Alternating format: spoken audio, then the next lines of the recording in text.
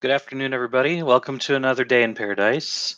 I'm here to give an update on Bitcoin as we have seen some massive market movement, and it's sparked by all kinds of things, whether it be news, banning crypto ads, whatever it might be that's causing some of this market movement to occur. Thought that I would show you all the pitch fan, and what I'm seeing here. Of course, we've got our run, and then a correction, and then another run, and those are the coordinates that I'm using for my pitch fan coordinates. I've got um, my first high as the base, and then I've got the next high as my top level for my trend, and the bottom of that last correction as my the bottom of my pitch fan. And you can see some very interesting things that are occurring here. The first thing that I'm going to quickly point out is that we had sort of like a run, and then a slump, and then another run, and then we came down, and you can see right along this area it sort of fought here. I'm on a 2-hour chart, so this looks like it fought here for a couple hours before it fell down to the median. And you can see the median, it fought there for a little while, and this is probably 2 4 16 hours or so, maybe 12 16 hours it fought, and then it fell straight through, and then it basically bounced at this line right here. Went up to the median, failed, and then eventually kind of got tripped up on a fib line. And then you can see it bounced up to the top part of the green section. And we're basically seeing these movements occurring. And then you can see it failed, and it failed through the fib line this time, went down to my bottom section, bounced up to my resistance, which is also sort of right around that fib line. And then it failed again, went all the way back down to this green section.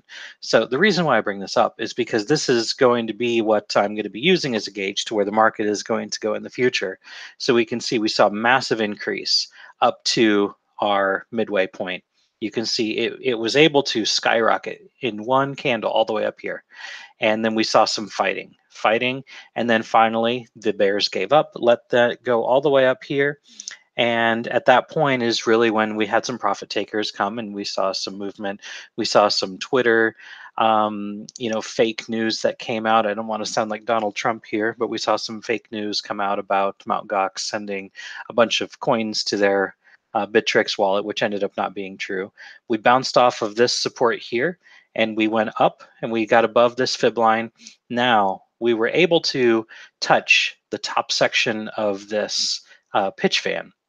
It failed, right? So it was able to stay up there, and this is where we had a lot of stagnant movement. We did not have a whole lot of volume at this point. And let me just zoom in here so we can kind of take a look at the volume that was there, or rather that was not there. There was such small amounts of volume here. Then of course it took a couple volume periods to send that price down. And then of course we are now below this fib line, and we went all the way down, and we are now touching this area here. Now, why is this important? This is important because if we fall through this line of support, we are most definitely going to be going down probably to the halfway point, which is at this point it's going to be right around $7,000 to $6,800. That's serious, because that's a huge reduction in price that we're going to be experiencing. Right here is likely where it's going to target. We're probably going to go down here.